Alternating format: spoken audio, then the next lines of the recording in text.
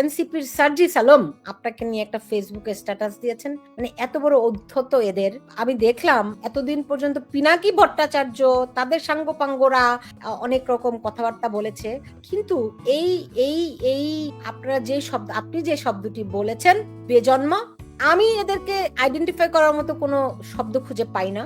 আমি অত্যন্ত আপনার কাছে ক্ষমা প্রার্থনা করি যে বাংলাদেশের এরকম কুলাঙ্গার তরুণরা আছে যারা একজন বীর মুক্তিযোদ্ধাকে সম্মান দিতে জানে না, এবং যারা মনে করে মুক্তিযুদ্ধের ন্যারেটিভ মানে আওয়ামী লীগের ন্যারেটিভ, মুক্তিযুদ্ধের ন্যারেটিভ মানে মুজিববাদী। আমি জানি না তারা তারা কি বলে, মানে ভাষা খুঁজে পাই না।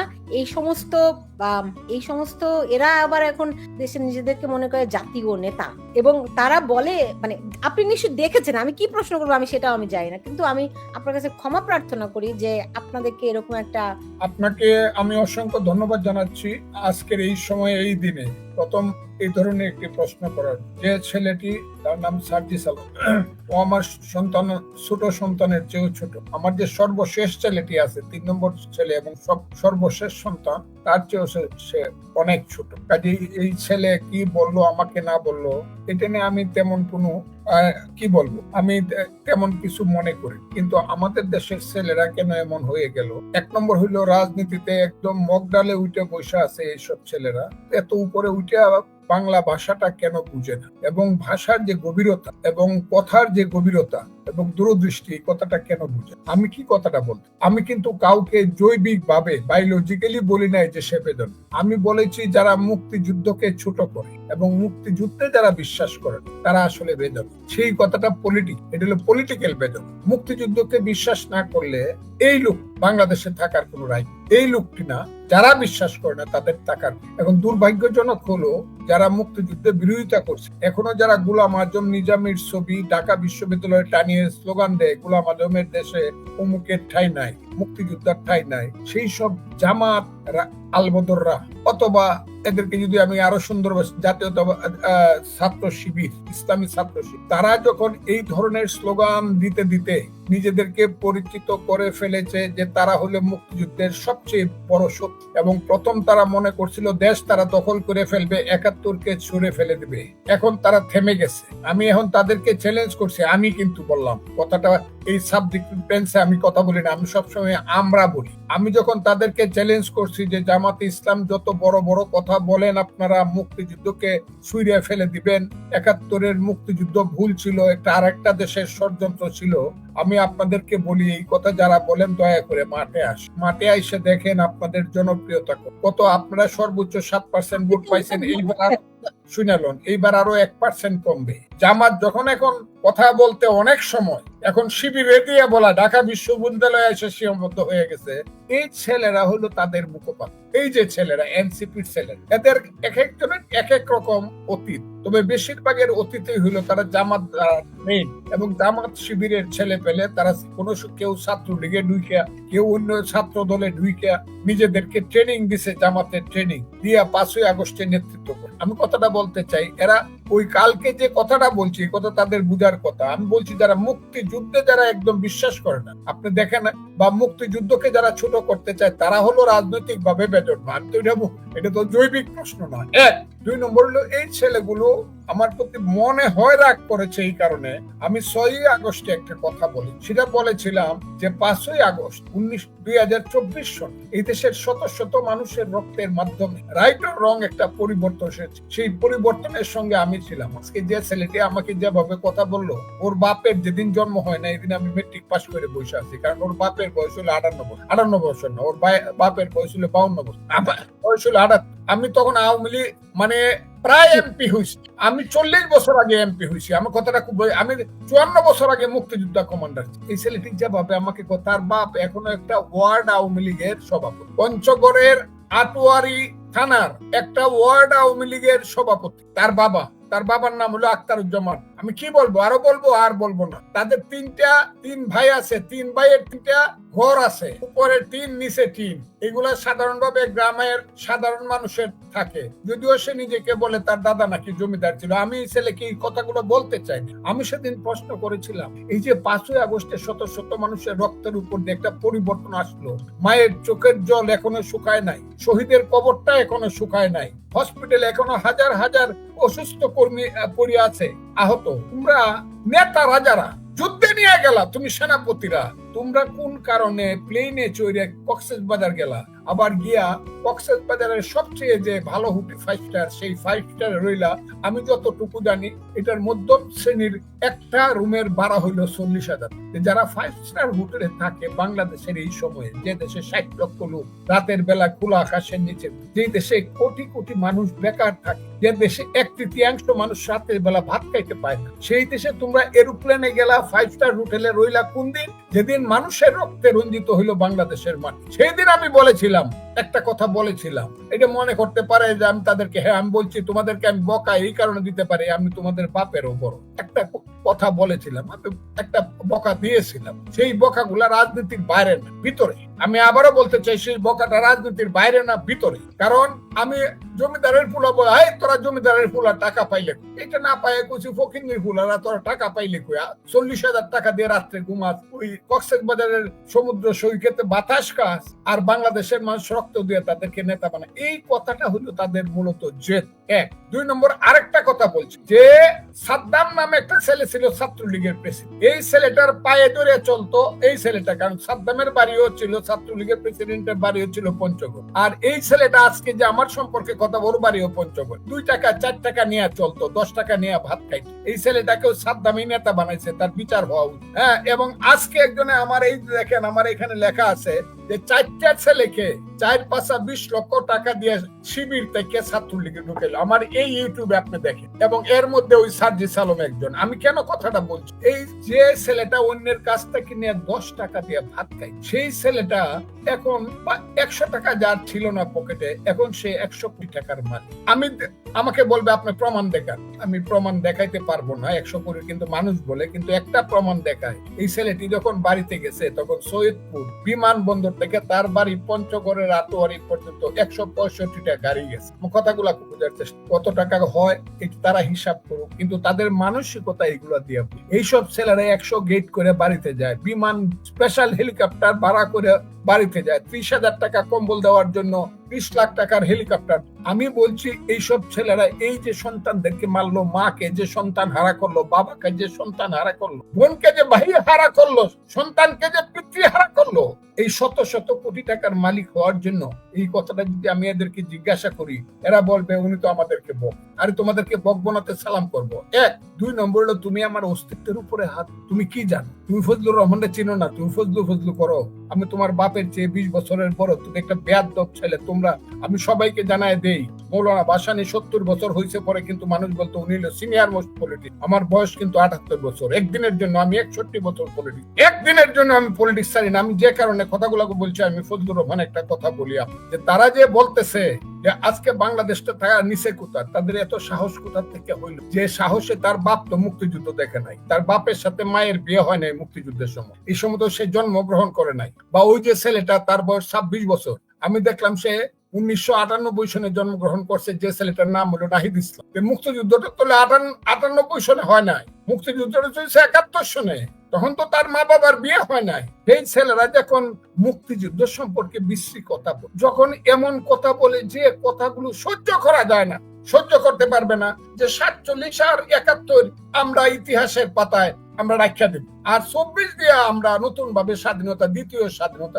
এই কথাটা যারা বলে, এদেরকে যদি আমি মানুষ বলি, তাহলে তো আমি মানুষ না। কারণ আমি কেন মুক্তিযুদ্ধে গেছি? তাইলে মুক্তিযুদ্ধে গিয়ে আমি ভুল করছিলাম। যারা এখন এই কথাগুলা বলার সাহস পাচ্ছে, তাদের সাহসেই তো আজকে ঢাকা বিশ্ববিদ্যালয়ে গোলাম আজমের ছবি উঠতেছে। তাদের সাহসেই তো আজকে জামাতে ইসলাম বলতে চাইতেছে 71 সনে দেশে কোনো যুদ্ধ হয় নাই, হয়েছে 71 সনে ভাইয়ে ভাইয়ে গন্ডগোলের, এবং ওইটা দিল্লি।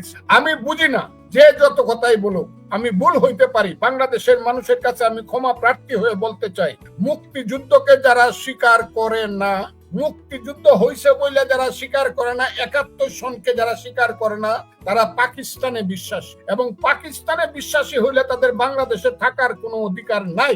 আর বাংলাদেশে থাকার যদি অধিকার না থাকে তাইলে এরা এখানে অবৈধ থাকে, তারা হয়তো বাংলাদেশের অবৈধ সম্পদ। আমি এটা বলছি না মা বাবার অবৈধ সম্পদ। কাজেই বাংলাদেশে থাকতে হলে মুক্তিযুদ্ধ করেই থাকতে হবে। আমাকে বলছে আমি লেখাপড়া করি না, কি ভাষা বলি।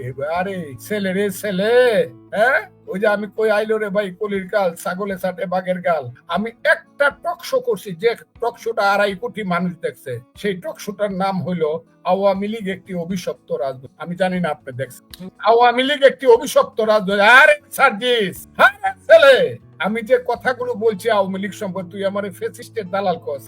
হ্যাঁ না, আমি ফেসিস্টের দালাল না। দালাল না তো বলবোই না। শেখ হাসিনা বিচার ভুল করে থাকলে নিয়ম মতো তার বিচারে যদি তার ফাঁসি হবে, আমার সেখানে কথা নাই। আমার কথা হইলো, তোমরা যখন বলো মুক্তিযুদ্ধ হয় না, তোমরা যখন শেখ মুজিবের মাথায় প্রস্রাব করো, তোমরা যখন জিয়াউর রহমানের ছবি পা দিয়ে ধুলাইয়া দাও, তোমরা যখন তারেক রহমান এবং তার মা সম্পর্কে বিশ্রী বক্তব্য দাও, তখন আমার কাছে মনে হয় আমি প্রতিবাদ করি আল্লাহর কাছে সবচেয়ে বড় পুণ্য করতেছি। আর যারা দল করিয়া প্রতিবাদ করে না, তারা মহাপাপ করতেছে এই দেশে। এরা মহাপাপী।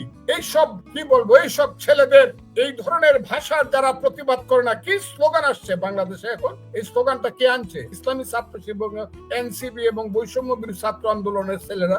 যারা বলে গাছের ডালে কি, অমুকের 1 2 3 4, এইসব স্লোগান গুলা তো এরাই আনছে। এদেরকে যারা খারাপ বলে না, এদেরকে যারা কোনো কথা বলতে চায় না ভয়ে, হয় তারা ভীরু কাপুরুষ, তা না হইলে অমানুষ। আমি অমানুষও না, ভীরু কাপুরুষও না।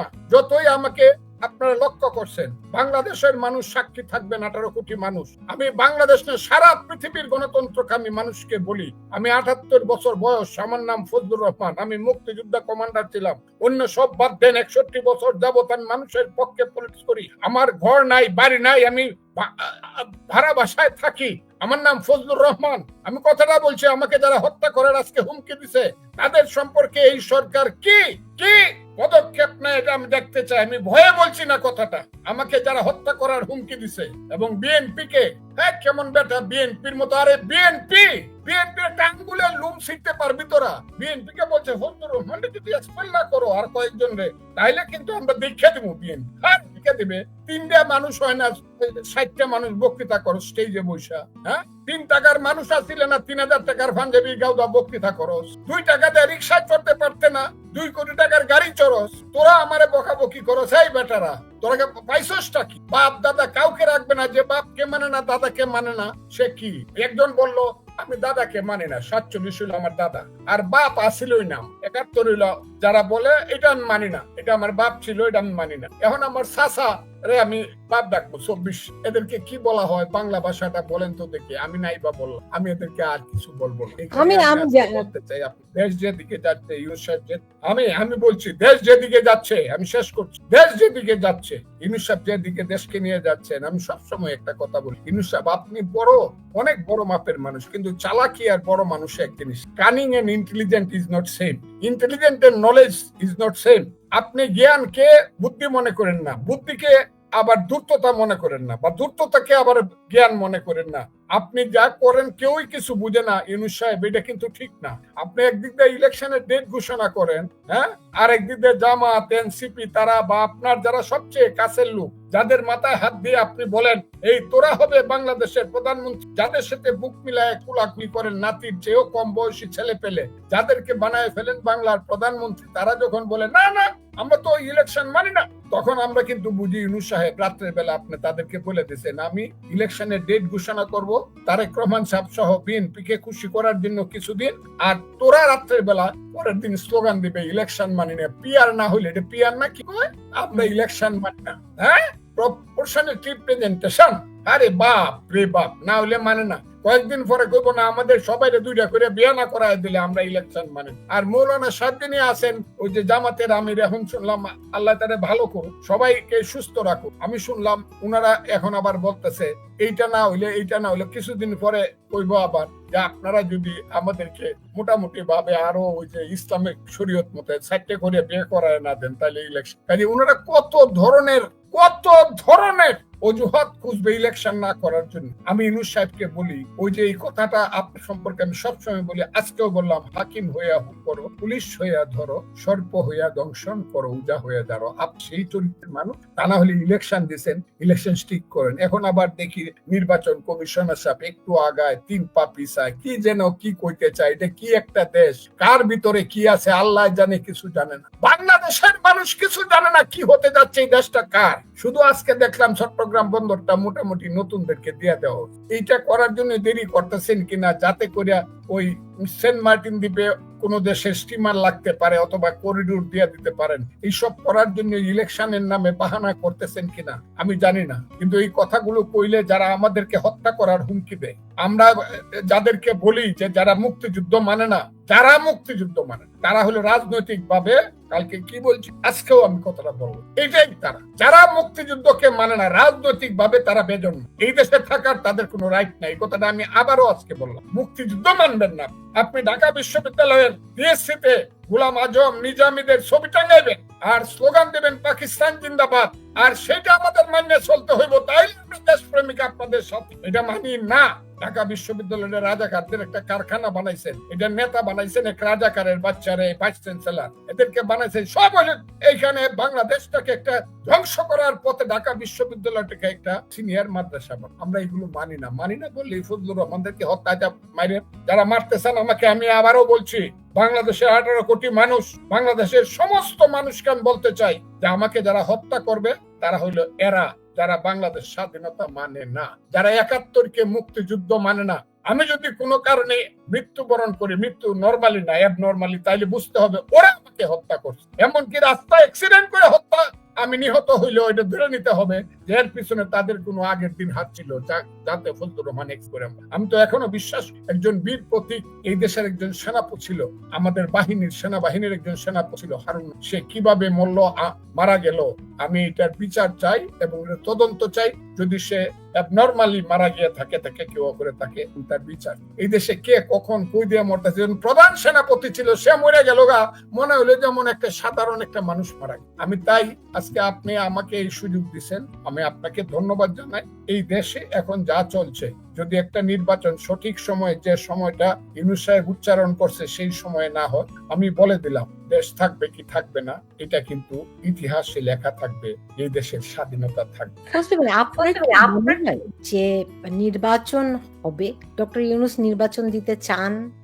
আমি আপনাকে এইভাবে বলি, আওয়ামী লীগ 3 বার ভোট করছে, 14 সন, 18 সন, 14। শুধু বিএনপি যায় নাই, জামাত যায়। 18 সনে গেছিল, যদি আমি পরে বলছি, কিন্তু জাতীয় পার্টি গেছিল, আরো কিছু দল গেছে। কিন্তু দেখা গেল ভোটের বেলায় 10%-এর বেশি, 12%-এর ভোট কাস্ট হয় না, জোর করে ভোট কাস্ট করে। এমনকি আওয়ামী লীগের যে 40%, 42% ভোট আছে, তারাও সেন্টারে যায় না, কারণ এটা নিয়ে তারা কোনো ইন্টারেস্ট ফিল করে না। দেখে যেতে তো কোনো কম্পিটিশন নাই, এটা গিয়া কি লাভ হইব, এর চেয়ে এক দুপুর ঘুমায় নেই মানুষ, এক দুপুর ঘুমায়, আর কি বৃষ্টির দিন হইলে খিচুড়ি দেখা মানুষ ভোটে যায়। এইবারও যদি আওয়ামী লীগকে বাদ দিয়ে ভোট হয়, তাহলে তো আগে আপনি 40-42% ভোট বাদ দিয়ে দিন, তাইলে ভোটের মধ্যে কম্পিটিশন হইব কার? বিএনপি থাকবে 1 নম্বরে, তার সাথে কিছু দল থাকবে, আর জামাত থাকবে তার বিপক্ষে, তার সাথে কিছু দল থাকবে। কারণ জামাত হইলো মুনাফেকদের একটা দল, জামাতেরা রাগ করতে পারে। আমি তাদেরকে বলি, খালেদা জিয়ার অসীম সহ্য, তা না হলে দেশ নেত্রী বেগম খালেদা জিয়া থাকতেই যে বেইমানিটা আপনারা যে বিএনপির সাথে করছেন, খালেদা জিয়া যদি আপনাদেরকে গত 15 বছর আঁচল দিয়ে ঢেকে না রাখতো, তাহলে আপনাদের দল বঙ্গোপসাগরে পড়ে গেল। সেই জামাত ইসলাম আরো কিছু দল নিয়ে বিরুদ্ধে কন্টেস্ট, যখন একদিকে বিএনপি থাকবে আর একদিকে জামাত থাকবে, ভোটের যে আগ্রহটা মানুষের সেই রকম থাকবে। এখন আজকে দেখলাম জামাত বলল যে যদি ওই আনুপাতিক হারে ভোটের রেজাল্ট দেওয়া না হয়, ভোট দেওয়া না হয়, তাহলে আমরা ইলেকশনে যাব কিনা চিন্তা করি। এনসিপিও একই কথা বললো, জামাত, এনসিপি, ইসলামী আন্দোলন, এই 3টা দল যদি না যায়, শুধু বিএনপি যায়, তাহলে আর বিরুদ্ধে যাওয়ার রইল কি? তখন তো ইলেকশনের কোনো ইন্টারেস্ট থাকবে। ইউনূস সাহেব ইচ্ছা করলেও একটা ইলেকশন করিয়া পৃথিবীকে বুঝাইতে পারবে। ওই সেটাকে আপনি যে বলছিলেন যে ওই যে সর্প হইয়া দংশন করে, ওঝা হইয়া ঝাড়ে, সেই ফর্মুলাই পরে কি? যে সেই ফর্মুলাই ইউনূস সাহেব যখনই ভোট হবে, ইউনূস সাহেব বলবে, হ্যাঁ আমি তো কত চেষ্টা করলাম, আমি আরো কিছুদিন থাইকা দেখি আপনাদেরকে। এখন দেখি 28-29 সনে একটা ভোট হইলে হইতেও পারে, এইটাও লেখে। আরে আমি প্রতিদিন সকালে উঠে দেখি তো। আর রাত্রে কিছু কথা এমন দেখি যে কিছু কিছু কথা দেখি অনেক রাত্রে ঘুম হয়, অনেক রাত্রে ঘুম হয় না। এটা কি একটা দেশ আমরা বানাইছি? আমি বাংলাদেশের মানুষ জিজ্ঞাসা করি, এইরকম একটা দেশে কি বাস করা যায়, যে দেশে প্রত্যেক দিন দেখেন আপনি মব হচ্ছে, ডাকাতি হচ্ছে, খুন হচ্ছে, বিচার নাই, আচার নাই, কিচ্ছু নাই, যে দেশে পুলিশের কোনো মূল্য নাই, যে দেশে আইন শৃঙ্খলা রক্ষাকারী বাহিনী ঘরে বসে থাকে, যে দেশে কিছু লোক চুরি ডাকাতি বদমাইশি লুণ্ঠন করে, তাদের হইল দেশ। যারা সচিবালয়ে বসে থাকে ইসলামী ছাত্র শিবিরের নামে বা অন্য ছাত্র সংগঠনের নামে বা এনসিপির নামে, যারা এই দেশে শুধু সচিবালয় বেচা খায়, অফিস বেচা খায়, চাকরি বেচা খায়, কন্ট্রাক্টারি বেচা খায়, এদের হলো দেশ। এর চেয়ে কিন্তু আমি একটা কথা খুব ক্লিয়ারলি বলি, এর চেয়ে খারাপ সময় কোনোদিন বাংলাদেশে ছিল না। এখন যে ধরনের লুটপাটটা সেই লুটপাট হইতেছে বাংলাদেশ। আর সমস্ত লুটপাটের জন্য দায়ী হইল কে? জাকি চোহারায় গিন্নি বলে কেষ্টা বেটাই। জানেন তো রবি ঠাকুরের সেই কবিতা, জাকি চোহারায় গিন্নি বলে কেষ্টা বেটাই। যা কিছু হবে বাংলাদেশে দোষের বাগিকে, আওয়ামী লীগ তো পলাইছে, এখন দোষের বাগি হইল বিএনপি। চান্দাবাজ, দান্দাবাজ, খুনবাজ সব হলো বিএনপি। কে কয়ে দেয়? জামাত। কয়কে? জামাতের জামাতের ইউটিউব। কে এটাকে সাপোর্ট করে? জামাতের লোকজন বা এই শ্রেণীর লোকজন যারা স্বাধীনতায় বিশ্বাস করে না, তারা মনে করতেছে বিএনপি কে যদি চান্দাবাজ ধান্দাবাজ কয়ে আনপপুলার করে ফেলে দিতে পারি, আওয়ামী লীগ পালাইছে, বিএনপি চলে যাবে, আমরা চিরদিনের জন্য এই দেশটাকে পাকিস্তান এবং আফগানিস্তান বানাইতে পারবে। এই চক্রান্তটা চলছে। এই চক্রান্তটা অনেকেই বুঝে না। আমি দেখলাম আমার দলেরও অনেকেই বলে, আমি একখানে গেলে পরে বিএনপির কর্মীরা যখন আমার দেখে দৌড়ে এসে বলে আপনি যা বলেন, কিন্তু অনেকের মুখ থেকে যেসব কথা শুনি, না না দেশ ভাগ করুন যাইতো না, এই 54 বছর পরে দেশ কেমনে ভাগ করে, অনেক থেকে হায় হায়, আমি তো ভাগ করতে চাই না। আমি তো কোনোদিন বলি নাই জামাত ইসলাম আলবদর রাজাকার। আমি তো বলছি সেই দিন 5ই আগস্টের পরে যখন জামাত ইসলাম বলা শুরু করলো, যারা অস্ত্র হাতে যুদ্ধ করছিল মুক্তিযুদ্ধর নামে, এরা আল্লাহর কাছে মাপ চাও, তোমরা মহাপাপী। যারা অস্ত্র হাতে যুদ্ধ করছিল সেই দিনও তো আমি বলতাম, আরে আমি তো এমন জায়গাতে যাইতেছি, আমি তো ডাকাইতের পিছনে সবকিছু হারাই ফেলছি। আমি তখনই বলছি, রাজাকারের বাচ্চারা, মুক্তিযুদ্ধকে যদি বলো মহাপাপ, তাইলে কিন্তু সাবধান, আমরা কিন্তু এখনো জীবিত আছি মুক্তিযোদ্ধা। তখন বলছি, আমি তো সবসময় জামাতকে বলছি, হে জামাত ভাইয়েরা আমার, তোমরা 54 বছর আগে যা হয়েছে তোমরা মাপ চাই ফেলো, আমরাও বাদ দিয়া দেই। তোমরা ইসলামের নামে রাজনীতি করো, আমরা গণতন্ত্রের নামে রাজনীতি করবো, আরেকজন কমিউনিস্ট পার্টির নামে রাজনীতি করবে, করো। তোমরা যদি ভোটে পাস করতে পারো, ইসলাম কায়েম করো। আমি তো কতবার কথাগুলা বলি। এরপরে ফজলুর রহমান হলো সবচেয়ে খারাপ। আমি তো এটা বলতে চাই যে জামাত এখন 7% ভোটের মালিক হয়ে 70% পাওয়ার দেখা এই দেশে তো থাকার মতো ইচ্ছা করে না, যে জামাতের 7% ভোট সে 70% পাওয়ার দেখা। আবার আমাদের নেতারা দেখে হাসা হাসা হাসা হাসা কি যেন করে, 70% পাওয়ার দেখো। আমি কি বলতে পারি না, ঠিক আছে 70% পাওয়ার দেখো, ইলেকশন করে দেখাও তো কয়টা সিট পাও, সারা বাংলাদেশে কোথায় কয়টা সিট পাও। না, এটা করবো না। শুধু চক্রান্ত করিয়া মানুষকে ইসলামের নামে ধর্ম ব্যবসা করিয়া মানুষকে ভুল বুঝাইয়া, ধর্মপ্রাণ মানুষকে ভুল বুঝাইয়া এই দেশে শুধু বিনা নির্বাচনে ক্ষমতায় থাকতে চাইবা। আর যারা আমরা যুদ্ধ করছি এরা হইলাম মহাপাপী। ঘরটা আমরা করে দিছি, বিল্ডিংটা আমরা করে দিছি, জমিটা আমরা করে দিছি, এই দেশে তোরা থাকস, লজ্জা করে না? মুক্তিযোদ্ধাকে এইভাবে হুমকি দেশ লজ্জা করে না? বাপের যুদ্ধ করছে না আমি করছি? তোর বাপের বয়স তো ওই সময় 4 বছর ছিল, আমি যুদ্ধ করছি। আমারে আমার দেশে থেকে আমারে হুমকি দেশ, আমি মুক্তিযোদ্ধা, মার তো দেখি, মাইরে ফেলবি। আমি সমস্ত মানুষকে সাক্ষী রেখে বলতে চাই, এই সব বেয়াদবদেরকে আপনারা বাংলাদেশে 18 কোটি মানুষ চিনে রাখেন। আপনাদেরকে আমি হাত জোর করে বলি, আমার কোনো কথা নাই, ইলেকশন চাই না, মন্ত্রিত্ব চাই না, এমপি চাই না, কিচ্ছু চাই না আমি নিজে ব্যক্তিগত ভাবে। কিন্তু আমি মুক্তিযুদ্ধকে যারা অপমান করে তাদেরকে আমি কিছুতেই আমি ছাড়বো না। যারা মুক্তিযুদ্ধকে বলবে যে দেশে যুদ্ধ হয় না, এই দেশে 30 লক্ষ লোকের রক্ত বৃথা গেছে, এদেশে মায়ের চোখের জল বৃথা গেছে, এদেশে পিতার হাত বৃথা গেছে, এদেশের সন্তানের কান্না বৃথা গেছে। থেকে 54 বছর আগে বাপের সামনে মেয়ের ধর্ষণ করছে, সব বৃথা গেছে। আমাকে আজকে মানিয়ে ফেলতে হবে। কোন ব্যাটার কথা মানবো? কে পাওয়ার আশায় মানবো? হ্যাঁ মানবো। কোনটা মানবো? যুদ্ধ হয়েছিল, যুদ্ধ করে 1000 বছর পরে বাঙালি জাতি যুদ্ধের মাধ্যমে দেশ স্বাধীন করছে। বাঙালি জাতির একটা ভুল ত্রুটি সহ আমরা এই রাষ্ট্রটাকে এনে লইছি। এই বেটারা, এই রাজাকারের বাচ্চারা, 1970 সনে পাকিস্তান আমলে 375 কোটি টাকার বাজেট হয়েছিল পূর্ব পাকিস্তান, এখন 7 কোটি টাকার বাজেট। বাংলাদেশ করে খুব খারাপ করছি? হ্যাঁ, কোন বাঙালির সন্তানের একটা ব্যাংক ছিল না, এখন শত শত বাঙালির সন্তানের ব্যাংক আছে, ডাইরেক্টর আছে, ইন্স্যুরেন্স কোম্পানি আছে। কোন বাঙালির ছেলে জেনারেল ছিল না, কোন বাঙালির ছেলে lieutenant general, major general, brigadier general ছিল না। সেইটা বাংলাদেশ স্বাধীন হওয়ার কারণে, যুদ্ধ হওয়ার কারণে হই। কোন বাঙালির ছেলে সচিব ছিল না, কোন বাঙালির ছেলে এডিশনাল সচিব ছিল না, কোন বাঙালির ছেলে এই দেশে বিদেশে বড় চাকরি পাইতো না। কোন বাঙালির ছেলে বিকিয়া ওই আমেরিকাতে, লন্ডনে, ইউরোপে, সৌদি আরবে, আবুধাবিতে, সমস্ত জায়গাতে কোটি কোটি বাঙালি এখন টাকা পাঠায়। বাঙালির ছেলেদের একটা সেই বাঙালির ছেলেরা এখন বলে না মুক্তিযুদ্ধ হয়েছে না, মুক্তিযুদ্ধ ঠিক হয়েছে না, এটা হয়েছিল না। আমি এদেরকে বলি নিমক হারামের বাচ্চা, বাংলাদেশের খায়া পাকিস্তানের গুণ গাও, মুক্তিযোদ্ধার খাও রাজাকারের গুণ গাও, এটা কইলেই খারাপ। ফজলুর রহমান মুক্তিযুদ্ধ মান্য সব করো, সব করো, দেখি বাপের পাঠালে ইলেকশনে আসো। এই পঞ্চগড় যে আমাকে কথা বললা, পঞ্চগড় তেতুলিয়া আটোয়ারির সিটে কয় বুট পাও দেখুন তো। আটোয়ারির বেটা, আক্তারের বেটা দেখুন তো কত বুট পাও। ইলেকশন করে দেখে তো। কোন সময় গিয়া পাও ধরো জামাতের, কোন সময় গিয়ে পায়ে ধরো হেফাজতে ইসলামের, কোন সময় গিয়ে পায়ে ধরো কি আন্দোলন, ইসলামী আন্দোলনের। এখন আবার গাড়ে চড়তে চাইতেছো বিন। হে বিন, তুই দেখলে পড়ি, নেতারা দেখলে পড়ি বুকে জড়ায় ধরে পায়ে সালাম করে ভাই যা কইছি মাফ করেন, আমরা একটা দিয়ে। এই তো তোমাদের রাজনীতি। এই ধরনের চালাক চতুর, এই ধরনের বেঈমান ছেলে পেলে, লোভী, এই ধরনের বাটপার ছেলে পেলে, এই ধরনের মানুষকে হত্যা করে যারা কক্সবাজারের সমুদ্র সৈকতে বেড়াতে যায়, 5 স্টার হোটেলে থাকে, এই সব ছেলে পেলের কাছে বাংলাদেশের নেতৃত্ব দিয়ে দিতে হবে। আর এটার বিরোধিতা করলে ফজলুর রহমানকে মেরে ফেলা। আমি তাই আপনার কাছে, আপনার মাধ্যমে সারা দেশবাসীকে বলতে চাই, এইসব বেয়াদব ছেলেদেরকে ছেড়া। এই বেয়াদবদের থামানোর কেউ নাই।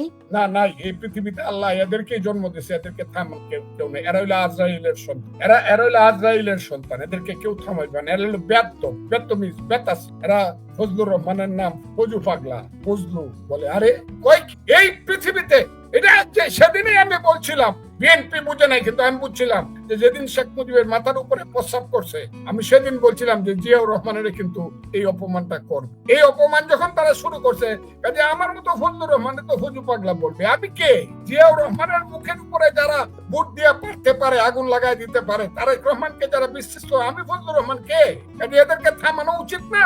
আমি কেমনে থামাবো? যাদের থামানো উচিত তারাই তো থামায় না। এই ভাষায় কি একটা দেশের রাজনীতি চলে? আমারে বলে আমি বাজে ভাষা বলে। আমি ইলেকশন করছি, প্রথম ইলেকশন করছি 1 টাকা নিজের হাত থেকে খরচ করে, বক্তৃতা করিয়া, ক্যাসেটের যে টাকা পাইছি বিক্রি করে, সেই টাকায় আমি ইলেকশন করছি। আমার এটা বাংলাদেশে কারো ইতিহাস নাই। কিশোরগঞ্জ সদরের আমি 86 এমপি হয়েছি শুধু বক্তৃতার ক্যাসেট বিক্রি। আমি বক্তৃতা বাজে বক্তৃতা করলে লাখ লাখ মানুষ খাড়ায় থাকে কেন? ফজলুর রহমানের বক্তৃতা শোনার জন্য লাখ লাখ মানুষ খাড়ায় থাকে। তোরা যে মিটিংটা করছো সেদিন শহীদ মিনারে 3 তারিখে, এই যে 5,000 লোক, আগে তোদের কথা বুঝলাম 5,000 লোক, আরে তুই কইতেছি কেন? সন্তানের মতো তোমাদের কথাই বলা, আপনাদের কথায় মহান ছেলেরা যে মিটিং করলেন আপনারা, 5,000 মানুষ হয়েছে।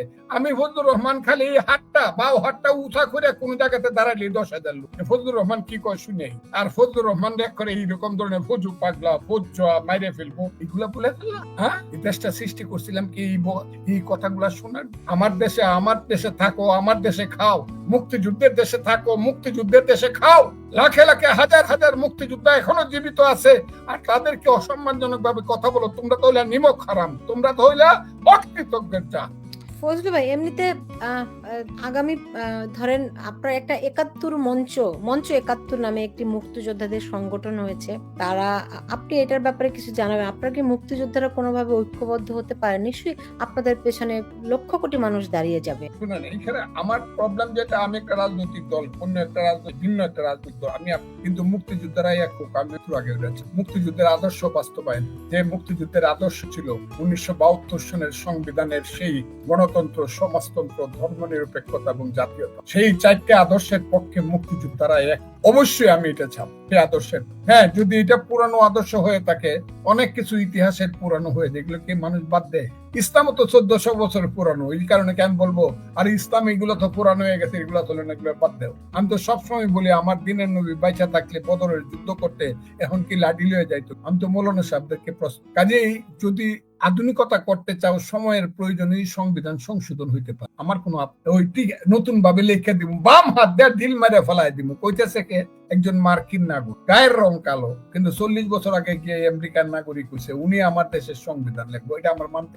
আমি কথা সবগুলা বলতে পারবো না, কারণ আমি এমন একটা জায়গাতে আটকা আছি তা না হলে এই দেশে একটা কথা আপনাকে বলি, মুক্তিযুদ্ধের আদর্শের পক্ষে মুক্তিযুদ্ধ জীবিত আছে 1,12,000। আমি ওদিন একটা হিসাব নিলাম, 1,12,000 মুক্তিযোদ্ধা জীবিত আছে, সবার বয়স 70-এর উপর। কাজে এই মুক্তিযোদ্ধা ফিজিক্যালি আর কিছু করার নাই, দোয়া করা ছাড়া আর পরামর্শ দেওয়া ছাড়া আর জ্ঞান দেওয়া ছাড়া। আমি কথাটা খুব বোঝার চেষ্টা করে, কিন্তু মুক্তিযুদ্ধের আদর্শের লোক কিন্তু 18 কোটি মানুষের মধ্যে 17 কোটি 75 লাখ। আমি ওই দিনও বলছি, আজকেও বলি, আগামী দিনও বলবো। আমি জিগাইছি অনেকগুলা মিটিং এ, আমার তো আপনারা পছন্দ করেন না আমি নাকি জামাতরে বকি, না আমি জামাতরে বকি, আমি বকি মুক্তিযুদ্ধ বিরোধীদেরকে। আপনারা হাত তুলেন তো দেখি, বলেন তো দেখি, রাজাকার ভালো না মুক্তিযুদ্ধ ভালো? এখানে তো আপনারা আমার সামনে 10,000 লোক আছেন, কারণ আমার এলাকাতে আমি মিটিং করলে 10,000-এর নিচে লোক। আপনারা 10,000 লোক আছেন, এই হাত তুলেন কারা কারা রাজাকার ভালো, এটা কারা হাত তুলেন? একটা হাত উঠে। আচ্ছা, মুক্তিযোদ্ধা ভালো কারা কারা হাত তুলেন? 10,000 হাত, 20,000 হাত। আমার কথাগুলো খুব বুঝার চেষ্টা। ওখান থেকে আমি তাদেরকে জিজ্ঞাসা করি,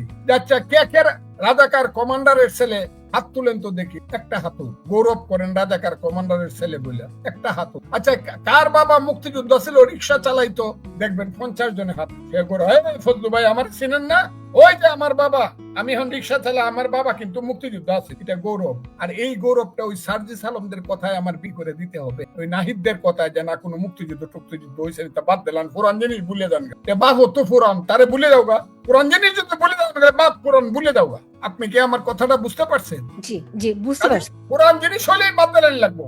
কোরআন শরীফ তো 1400 বছরের পুরাণ, বাদালেন লাগবো। তা আপনি মুসলমান হইলে পরে যদি কোরআন শরীফ বাদালেন, তাহলে আপনার মুসলমান হওয়ার দরকার থাকে, আপনি তো কাফের। কাজে আপনি যদি বাংলাদেশ মানেন, তাইলে আপনি বাংলাদেশী এবং বাঙালি। আর বাংলাদেশ যদি না মানেন, আপনি যান দূরে গিয়ে ওখানে স্লোগান দেন। ওই যে দেখি ঢাকায় নিয়ে স্লোগান দেয়, তুমিও জানো আমিও জানি রাজাকাররা পাখি, তুমিও জানো আমিও জানি আলবদররা পাখি। এই স্লোগান কিন্তু শুনতে হবে সারাদিন। আর এই স্লোগান দিলে জামাত একটু পিছায় যায়, কিন্তু ওই ছেলেগুলো আগায় আসে, কারণ জামাত তো পরাজিত হয়েছে। আর এই ছেলেগুলা মনে করতেছে আমরা তো পরাজিত না।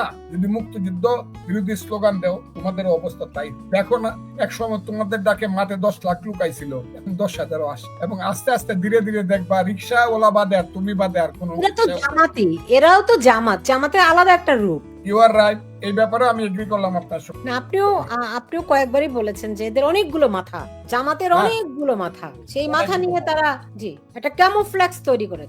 এমনিতে এদের এই বেয়াদবদের থামানোর আপনি বলতেছেন কেউ নাই, এইভাবে তো আর দেশ চলে না, তাই না? জনগণ বুঝবে, নামবে, হয়তো বা কারো না কারো জীবন সর্বনাশ, তারপরে জনগণের তারপরে হুঁশ আসবে। আমার মতো মানুষকে যখন মবের হুমকি দেওয়া হয়, ফজলুর রহমানকে মেরে ফেলবো, কল্পনাও করি না। কত কিছু পার হয়ে আসলাম জীবনে, আমি ফজলুর রহমানকে মেরে ফেলবো। একটা দোষ যদি জীবনে কেউ দেখাইতে পারে ফজলুর রহমানের রাজনীতিতে, যে অমুকের একটা চর মারছি, অমুকের কাছ থেকে 10 টাকা চান্দা আনছি, অন্যায় করে 2 টাকা রোজগার করি, একটা লোক যদি বাংলাদেশে বলতে পারে অমুকের কাছে 5 টাকা চান্দা আনছি, যদি বলতে পারে জীবনে, সেই ফজলুর রহমানকে যখন মত করে ভয় দেখায়, হত্যা করবে, আরে আমার জীবনের মালিক তো আল্লাহ। তার জীবন তো আমি 54 বছর আগে 1971 সালে দিয়েছি, এখন তো আমি বাইচা আছি। এটাকে যদি আমি বলি এটা আমি সারপ্লাস, এটা আমার বর্ধিত জীবন, তোরা মেরে ফেলে মনে, কিন্তু মুক্তিযুদ্ধকে স্বীকার। কিন্তু আপনাদের কি মনে হয় যে আপনারা ঐক্যবদ্ধ, আপনারা যে 1,10,000 মুক্তিযোদ্ধা আছেন, আপনাদের কিচ্ছু না, আপনারা যদি জাস্ট একটু দাঁড়ান, ইটস নট গুড এনাফ? আপনাদের তো যুদ্ধ করতে হবে না, আপনারা ছাড়া এদেরকে রুখবে কে? আর কেউ রুখবে না, একটু অপেক্ষা করতে হবে। বৃষ্টির দিনটা জায়গা, আষাঢ় শ্রাবণ মানে না তো মন, জড়ো জড়ো জড়ো জড়ো তোমাকে আমার মনে। কথা বুঝছেন না আপনি? একটু ঠাট্টা করলাম। হ্যাঁ, এই দিনটা জায়গা, আসবে দিন আসবে। আমি আপনাকে এই কথাটা বললাম, আসবে দিন আসবে। 190 বছর পরে কিন্তু ভারত বাংলা স্বাধীন, 190 বছর পরে কিন্তু বাংলা দিন কিন্তু আসবে। আপনাকে বললাম দিন কিন্তু, কারণ সত্যের দিন আসবে, এটা আসতেই হবে না। কিন্তু অলরেডি তো দেরি হয়ে গেছে, আমাদেরকে আরো কত কি হারাতে হবে। সবটার উত্তর আমি দিতে পারবো না, আমি ইতিহাসের উত্তরটা দিতে পারবো। সত্য জয়লাভ করবে। ইউনূস সাহেবরা, জামাতরা, এই ছেলেরা এখন মিথ্যার পথে গেছে, শত শত মানুষকে হত্যা করায়া। আমি তাদেরকে শহীদ বলি, শত শত মানুষ শহীদ হয়েছে, কিন্তু এদের রক্তের উপরে দাঁড়ায় তারা বেইমানি করলো দেশে। 1 টাকার মানুষ আছে না, ছিল না 100 কোটি টাকা করলো। রিক্সা দিয়ে চৈরা বাড়ি যেতে পারতো না, বিমানে বাড়িতে যায়। হ্যাঁ, 50 আর হোটেলে ঘুমাইতে পারতো না, এখন 38,000 40,000 টাকার হোটেলে। এটা আমি বলছি না যেটা খুব দোষ করতেছে, এটা বলতেছি এদের যে মানসিকতা, এইসব ছেলেদের যারা অন্য ছেলেদেরকে নিয়ে হত্যা করেছে, এদের মানসিকতাটা বোঝা যায় যে এই ধরনের ছেলেরা নেতা হয়। আরেকটা ছেলে মন্ত্রী হয়ে বলছে যে তার প্রাইভেট সেক্টরে 300 কোটি টাকা। আরেকটা ছেলেরা দেখলাম উনি নাকি আবার কি মাস্টার মাইন্ড, ওনার ভাইয়ের কাছে আবার কত কত কত কোটি টাকা পাঠায়। যে দেশের জন্মের দোষটাই হলো আমি একা খাবো, সবাই তো লুট করে খাবো, আর সব উপবাসে থাকবে, সেই দেশ তো কোনোদিন সেই দেশে কোনোদিন শান্তি আসবে। এবং নেতারা যেখানে এরকম হবে, টাকা দেখলেই মনে হবে যে মধুর সাগরে ঝাঁপ দেওয়া পড়ে। এইসব লোভী সন্তানদেরকে দিয়ে আমরা ভবিষ্যৎ করতে পারবো, নাকি নতুন সন্তান আসতে হবে? আমি জানি সন্তান ভালো আসবে, আমাকে এখন মাফ করে ফেলে। এবং অ্যাডভোকেট ফজলুর রহমান, বীর মুক্তিযোদ্ধা, আপনার প্রতি সশ্রদ্ধ সালাম জানিয়ে আমি শেষ করব।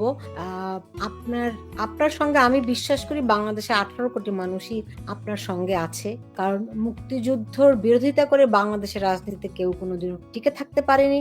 আপনার মতো সম্মানিত বীরদেরকে যারা অসম্মান করে, তাদের চেয়ে নিকৃষ্ট কেউ যেমন হতে পারে না, তেমনি তাদের নিশ্চয়ই বিচারও বাংলার মাটিতেই একদিন না একদিন হবেই। কিন্তু কারা, কেন, কিভাবে করে একেবারে মেটিকুলাস ডিজাইনে আমাদের দেশটাকে এরকম তছনছ করে দিল, এলোমেলো করে দিল, এরকম অস্থির এক অরাজক পরিস্থিতি সৃষ্টি করলো, আমি একটু পরে দুজন রাজনীতি বিশ্লেষকরা নিয়ে সেই আলোচনাটি করব, যাতে করে আমরা বুঝতে পারি যে যেই পরিস্থিতি কোনখান থেকে শুরু হয়েছিল এবং এর ভবিষ্যৎ কোন দিকে, আমরা এখান থেকে সহসা মুক্তি পাবো কিনা, এই পুরোটা বিষয় সেই রাজনীতি বিশ্লেষকদের কাছ থেকে জানবো। দর্শক আপনারা যারা আছেন, এক্ষুনি আমি এই অনুষ্ঠানের পরই সেই অনুষ্ঠানটিতে ঢুকবো। আমি আশা করি আপনার আমার সঙ্গে যুক্ত থাকবেন, কারণ আমি বিশ্বাস করি এই আলোচনাটির মধ্য দিয়ে একটা বাংলাদেশের বর্তমান এবং ভবিষ্যতের পার্সপেক্টিভটা আপনারা কিছুটা হলেও বুঝতে পারবেন। আমি অ্যাডভোকেট ফজলুর রহমান, আপনাকে অনেক ধন্যবাদ জানাচ্ছি আমার সঙ্গে।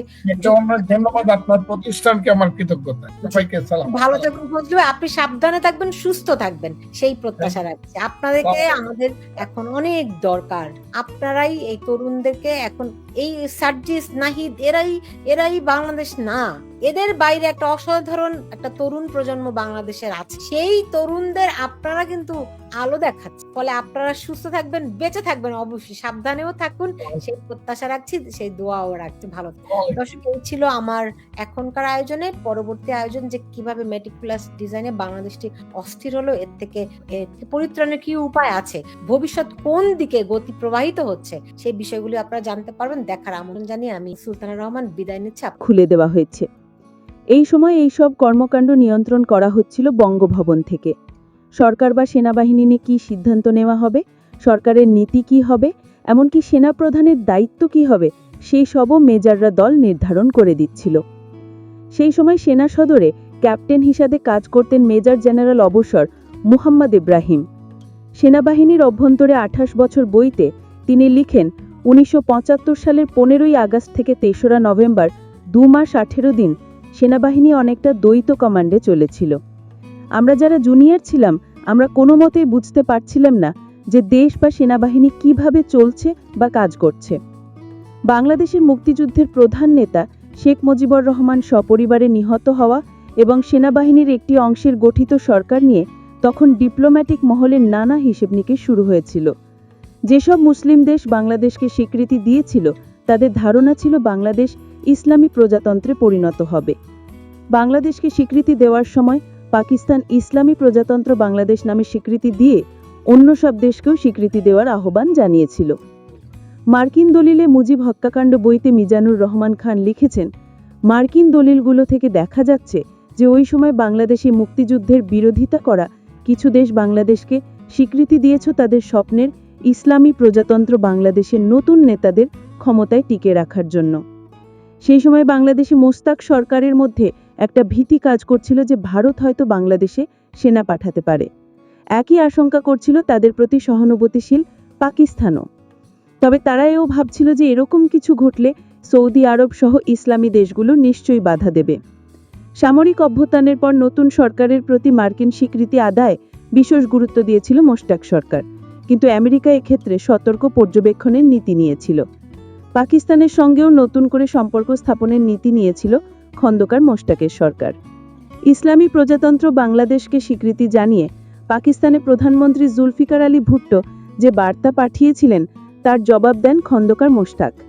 ঢাকায় মার্কিন রাষ্ট্রদূত মিস্টার বোরস্টার তার বার্তায় লেখেন, গত সন্ধ্যায় বাংলাদেশ বেতার একটি খবর প্রচার করেছে। এই বার্তায় পাকিস্তানের প্রধানমন্ত্রী ভুট্টোর কাছে প্রেসিডেন্ট মোশতাকের প্রেরিত পত্রের একটি বয়ান রয়েছে। খবরে উল্লেখ করা হয় যে ভুট্টো এর আগে মোশতাকের কাছে যে বার্তা পাঠিয়েছিল, এটি তার জবাব। এতে বলা হয়েছে যে বাংলা তো আজকে এই পর্যন্তই, কিন্তু প্রশ্নগুলো এখানেই শেষ নয়। এই দেশ, এই রাজনীতি, এটা আমাদের সবার। আপনি, আমি, আমরা সবাই মিলে গড়ে তুলব সচেতনতার একটা মঞ্চ। আপনার ভাবনা, আপনার চিন্তা এবং আপনার মতামত আমাদের দরকার। তাই কমেন্টে লিখে জানান এই মুহূর্তে আপনি কি ভাবছেন এবং আপনি কোন দিকে তাকাচ্ছেন। রিপাবলিক অ্যান্ড পলিটিক্স কেবল খবর বা বক্তব্যের জায়গা নয়, এটা একটা ভিন্ন মতের প্ল্যাটফর্ম। এখানে প্রশ্ন করার সাহস আছে, সত্যের পেছনে ছুটে চলার স্পর্ধা আছে। চ্যানেলটি ভালো লাগলে অবশ্যই সাবস্ক্রাইব করে পাশে থাকুন, কারণ একটা ক্লিকেই হতে পারে হাজারো অন্ধকার ভেদ করে আলো খোঁজা শুরু। ফিরছি পরের পর্বে আরও খোলামেলা বিশ্লেষণ নিয়ে। সে পর্যন্ত সবাই ভালো থাকুন, সুস্থ থাকুন। আল্লাহ হাফেজ।